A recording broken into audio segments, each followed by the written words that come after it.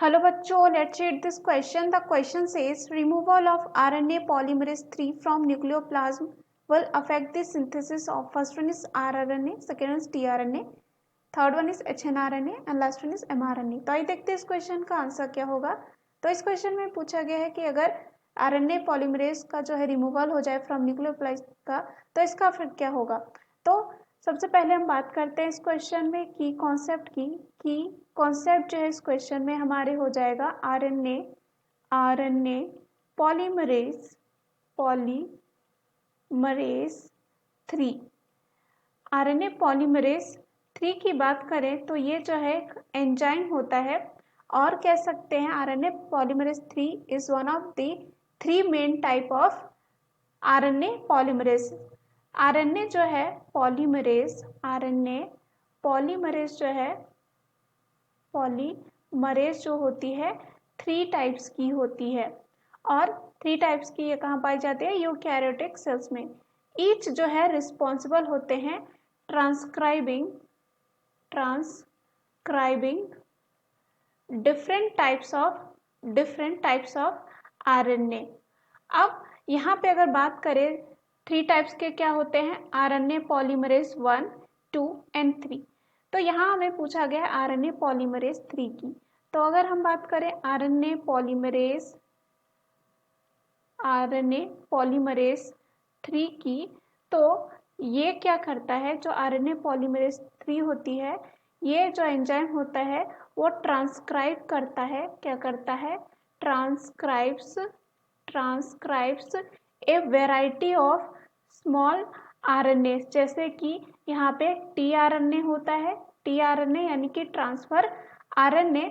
अब transfer RNA में क्या होता है ये जो है RNA पॉलीमरेज एसेंशियल होता है फॉर ट्रांसलेटिंग mRNA इनटू जो है प्रोटीन. अब दूसरा जो होता है इसमें वो होता है 5S राइबोसोमल RNA. अब इसमें भी तो है जो है which is component of the ribosome. 5S ribosomal RNA क्या होता है ये कंपोनेंट होता है किसका राइबोसोम का. उसके बाद होता है तीसरा इसमें आता है SNRNA में बात करें तो SNRNA यानी कि स्मॉल न्यूक्लियर RNA.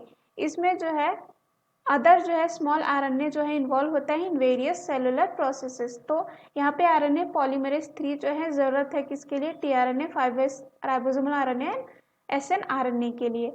अब यहाँ पे बात करें जो 2 होता है RNA पॉलीमरेज 2 की अगर हम बात करें तो 2 जो है यहाँ पे एसेंशियल होता है किसके लिए 2 जो है एसेंशियल होता है mRNA. यहाँ पे जो hnRNA होता है साथ ही साथ hnRNA यानी कि heterogeneous nuclear RNA which is the precursor to messenger RNA. तो यहाँ पे मेनली इन्वॉल्व होगा कौन सा RNA पॉलीमरेज 2 किसके लिए mRNA के लिए.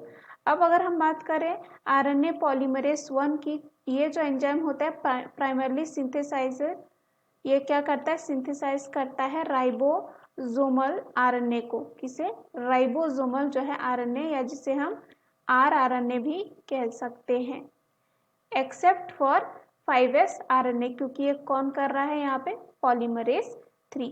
तो अगर RNA पॉलीमरेज 3 जो है रिमूव किया जाएगा फ्रॉम द न्यूक्लियोप्लास्ट तो सिंथेसिस ऑफ यहाँ पे tRNA, 5S RNA and SNRNA जो है यहाँ पे अफेक्ट होगा. तो पहला ऑप्शन दे रखा है rRNA तो ये क्या होगा गलत क्योंकि हमने देखा ये किसके थ्रू बन रहा है पॉलीमरेज 1 यानी कि RNA पॉलीमरेज 1 अगर रिमूव होगा तब ये अफेक्ट होगा.